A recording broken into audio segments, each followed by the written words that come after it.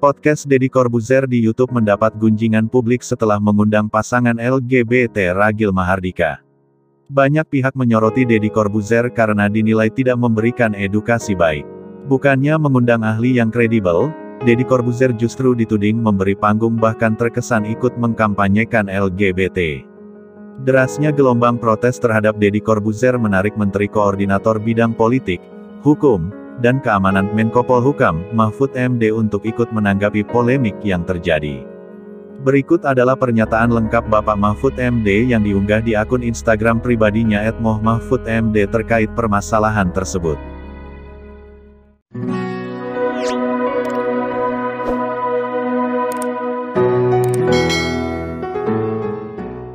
Deddy Corbuzier dan LGBT dalam konteks hukum dan moral, sanksi heteronom dan sanksi otonom. Banyak yang bertanya, mengapa pelaku LGBT dan promotor-promotornya tidak ditindak secara hukum? Tentu jawabannya, karena LGBT tidak atau belum dilarang oleh hukum yang disertai ancaman hukuman. Ini terkait dengan asas legalitas. Ini adalah negara demokrasi, siapapun boleh saling berekspresi asal tidak melanggar hukum.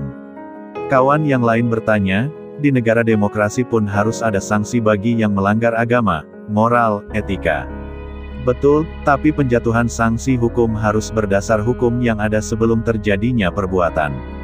Negara demokrasi harus dilaksanakan berdasar nomokrasi atau pemerintahan hukum, di mana setiap melakukan penindakan hukum aparat harus berdasar undang-undang yang telah ada. Coba saya tanya balik, harus dijerat dengan undang-undang nomor berapa Deddy dan pelaku LGBT? Belum ada hukum yang mengaturnya. Nilai-nilai Pancasila itu belum semua menjadi norma hukum.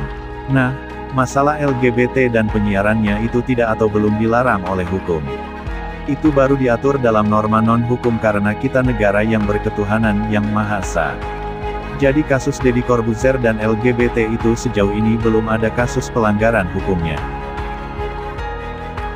Berdasar asas legalitas, orang hanya bisa diberi sanksi heteronom yang ditegakkan oleh aparat penegak hukum, jika melakukan pelanggaran yang oleh undang-undang sudah ditetapkan sebagai larangan hukum.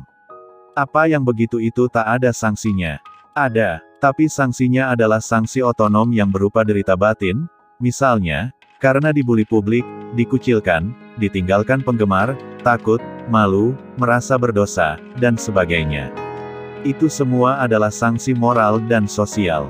Harus disadari, ajaran-ajaran agama banyak yang tidak atau belum dijadikan hukum positif. Contoh lainnya adalah adanya sila terpenting dari Pancasila yakni, ketuhanan yang Maha Esa. Sila ini menegaskan bahwa manusia Indonesia beriman kepada Tuhan. Tapi sampai sekarang, tak satu pun orang dihukum karena, misalnya, mengaku ateis sebab sampai kini masalah ateisme tidak atau belum diatur dengan hukum. Beda dengan penyebaran ajaran komunisme, Marxisme, dan Leninisme. Kalau yang ini, sudah ada larangannya di TAP MPRS nomor 25 MPRS 1966.